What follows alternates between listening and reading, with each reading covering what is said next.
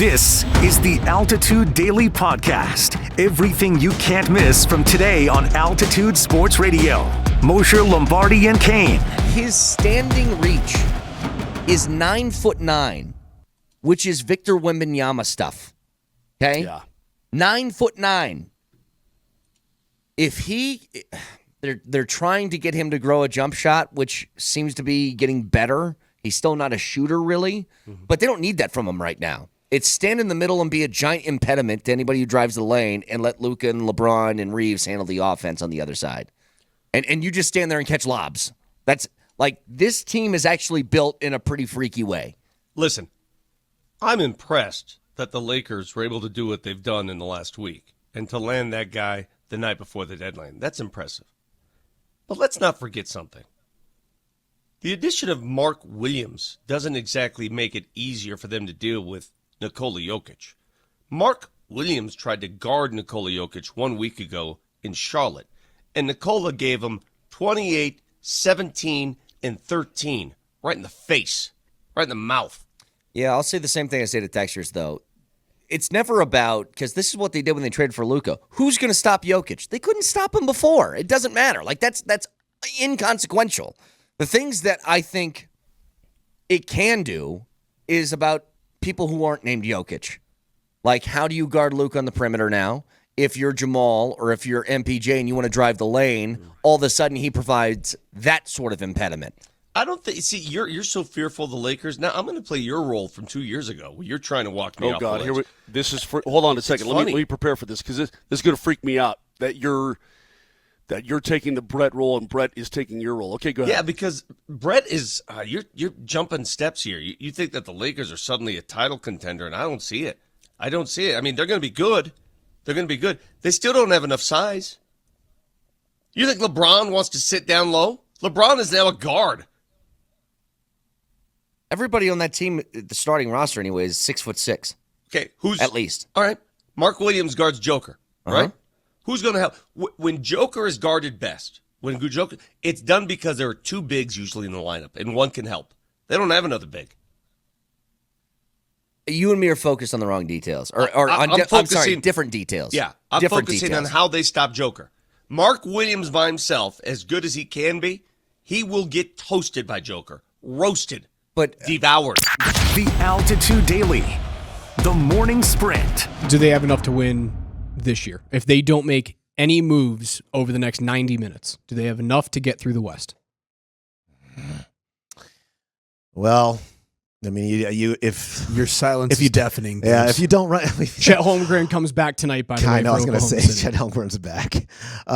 If you don't run into OKC, maybe. I mean, and look, OKC has not been able to beat the Dallas Mavericks. So if those two teams end up in a series early on, and OKC kind of sort of or somehow gets knocked out, then. Yeah, maybe so. It's funny. It's funny. The West feels like the East has for many years, where we've just seen one team go and it's been Boston recently in the East, where it's Boston and then it's just a washing machine of other teams. Hasn't been the case in the West recently. That's kind of what it feels like right now. OKC and then pick another team out of a hat for a Western Conference Final. I say this. Prove it.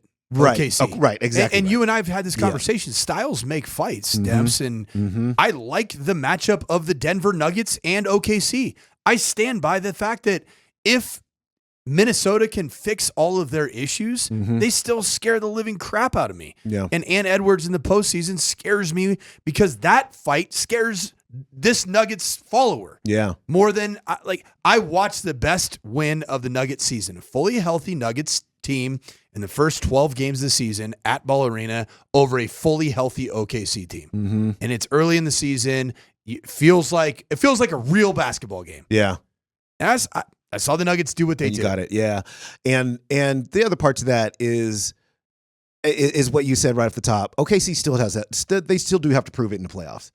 You know, they are obviously an awesome team. They're going to win well over 60 games this season, but we haven't seen them do it in the actual postseason to the highest level.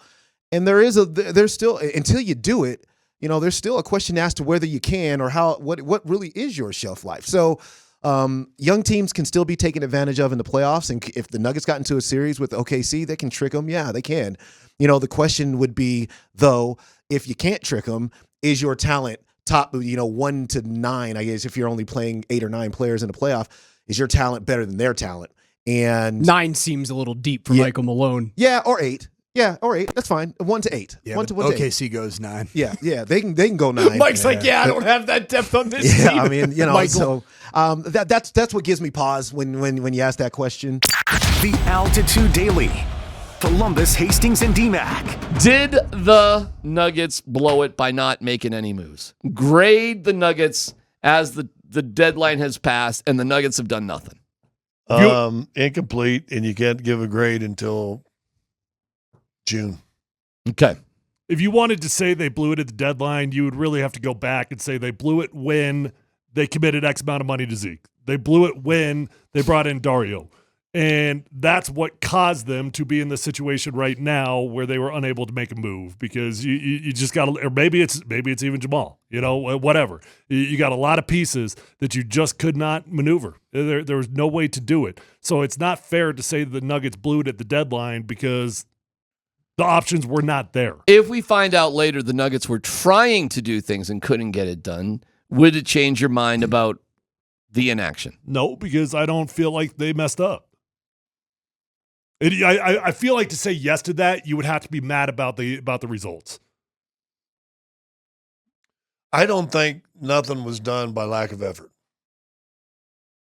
So I think there was effort. Do you think I think there was a lot of effort? Do you think they were in on things? Do you guys think they were in on things that just didn't work out? Well, I think they were absolutely making phone calls, because the way that Michael Malone came on our show, I'm not saying he did an about face, but he certainly softened up his stance significantly in terms of, hey, Calvin's working that phone right now. And as far as I know, we're not trading Michael Porter Jr., but I know that he's working those phones. So, yeah, I absolutely believe that they were in conversation. Are you glad Michael Porter Jr. is still a member of the Denver Nuggets? I think so.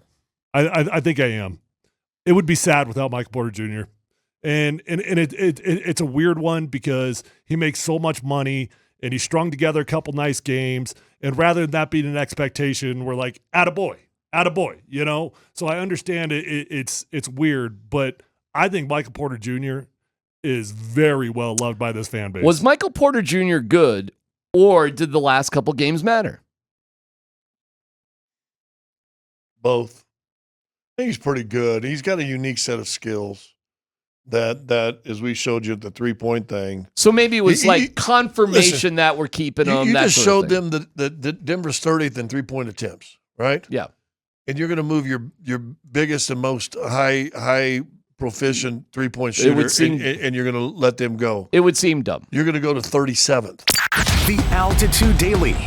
Kretman and Lindahl. Jake Fisher tweeting this one. Bruce Brown, not a buyout candidate. I told you before, Andy, I didn't think they would because they're under the tax. Pelicans are keeping Brown, sources said. Both sides sound open to a new deal at season's end. Brown should also have plenty of interest in free agency if he continues a strong return from injury. Yeah, I just was putting it out there because it felt like, they thought he was going to get bought out in Toronto last year, if you remember. Yeah. After they made the trade. And I just wondered, would he want to go and play for a contender? But, Bruce loved it here, but I just think it's tough. You go to look, man, it is so cold in Canada right now, right? I mean, they're talking about how brutal it is up there. It just felt like Bruce Brown was not pleased from the moment he got to Toronto. So I had buyout in my head. I didn't think about how much cap room the Pelicans have and don't need to do it. So good for Bruce if he wants to stay there, fun city, I guess, to live in and go, I guess, play unimportant basketball. Are they ever going to be good? Remember when the Pelicans felt like they were right on the cusp? They were good with CJ McCollum and right. They were. What good. happened? Just guys got hurt. Everybody got hurt. Zion was fat. Yeah, they're kind of, I don't know, like they had Anthony Davis and then Davis didn't want to be there. I forgot about that. Holy cow. Yeah, you're right. Yeah. They got rid of him in order to draft Zion, right? Did Davis and Zion ever play together? Was there 1 year they played together or no? No, I think AD was gone by then, by the time he even rolled through. Yeah. No. I don't know. Bad luck franchise. Tough luck. Tough luck for those guys. I got one quick question though on Bruce Brown. Do the Nuggets need him? You tell me, honestly, Nate, you're the one that educated me he was coming off a knee injury. I didn't know that. Mm-hmm. Has he looked the same? I haven't watched Bruce Brown. We're all comfortable with familiar names. And I don't think we'd have a problem with any of the core that got us the championship coming back to town. All of that. But I'm with you if he's not the same player. Developing of Brown, Christian, Peyton Watson, Julian Strawther, it's to eventually be able to fill that role. Plus, Bruce costs money now. The Nuggets didn't pay for him last time. What'd they pay him? $6 million or whatever they were paying him? Yeah. They got him on a mega cheap deal with a player option on the second year. He was making less than Zeke. Right. So I don't think they need him. And I say that I love Bruce Brown. Everybody does. If you had an open roster spot and it was a vet minimum deal, sure, who would complain about it? Right. But if he's going to sign an extension there, Yeah, Westbrook's. You have two ball handlers already. Like that was Bruce's job. He was the other ball handler. Now you have two of them. You're good to go. You got Westbrook. You got Jamal. You're set.